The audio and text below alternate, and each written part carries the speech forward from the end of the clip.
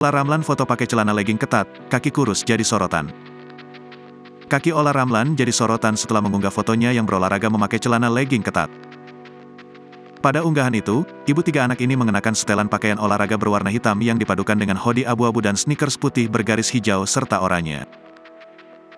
Ola juga mengenakan topi, kacamata hitam, dan jam tangan sebagai aksesori. Dalam foto tersebut, Ola Ramlan terlihat sedang berlari. Unggahan itu pun langsung jadi sorotan netizen. Apalagi, banyak warganet yang salah fokus pada kaki Ola Ramlan. Sebab pada foto tersebut, bentuk kaki Ola terlihat kurus dan kecil.